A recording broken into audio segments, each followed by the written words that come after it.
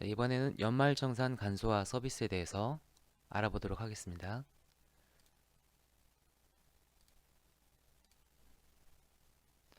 연말정산 간소화 서비스 이용 방법을 보시면 전체 월을 선택하거나 해지하실 수가 있는데 중도 입사자나 퇴사자는 근무 기간에 해당하는 월만 선택을 하시고 전년도에 계속 근무하셨던 분들은 전체 선택을 하시면 됩니다.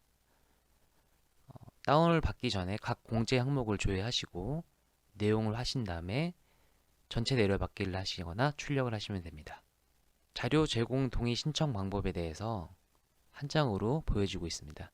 근로자가 부양가족의 연말정산 간소화 자료를 조회하기 위해서는 반드시 해당 부양가족의 자료 제공 동의가 필요합니다. 본인 인증수당이 있는 경우와 없는 경우에 따라서 제공 신청 방법이 다르게 되어 있습니다. 이것만은 유의하세요. 공제 요건은 근로자 스스로 검토를 하셔야 되고 공제 요건 충족 여부는 근로자 스스로가 판단해야 합니다. 연말정산 간소화 서비스에서 조회되지 않은 자료는 해당 기관에서 증명서류를 직접 발급받아야 합니다. 부양가족의 간소화 자료를 조회하려면 반드시 제공 동의가 필요합니다. 자료 제공 동의하였으나 일부 항목에 자료 제공을 원하지 않는 경우에는 삭제를 하실 수가 있습니다. 마지막으로 국세청 사칭 스미싱, 파밍에 주의하시면 됩니다. 자주 묻는 질문과 답변은 내용이 상당히 많기 때문에 저희가 실무자들이 궁금해하시거나 실무자 쪽으로 많은 질문이 들어왔던 거에 대해서 말씀드리도록 하겠습니다. 첫 번째, 맞벌이 부부의 상황에 따라서 많이 질문이 들어오는데요. 맞벌이 부부의 신용카드 사용 금액은 합산하여 한 사람이 공제받을 수 있는가요? 네, 결론은 안 됩니다. 연간 소득 금액 합계액이 100만 원을 초과하는 맞벌이 부부는 각각의 사용 금액을 각자 공제받을 수 있습니다.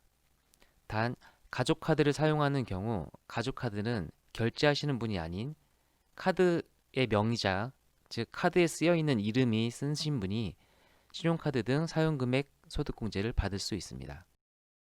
맞벌이 부부의 경우 본인이 계약자이고 배우자가 피보험자인 경우와 남편이 자녀를 기본공제 대상자로 적용하고 배우자인 아내가 보험 계약자, 자녀가 피보험자인 보험은 보험료 세액 공제를 누가 적용받는지요?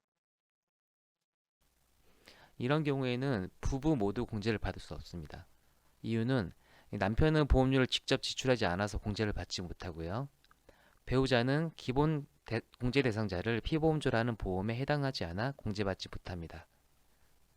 맞벌이 부부인데 남편이 배우자를 위해 의료비를 지출한 경우와 부양하고 있는 자녀에 대한 의료비는 부부 중 누가 공제받는 건가요? 맞벌이 부부가 배우자를 위해 의료비를 지출한 경우에는 이를 지출한 근로자 본인이 의료비 세액 공제를 받을 수 있는 것입니다.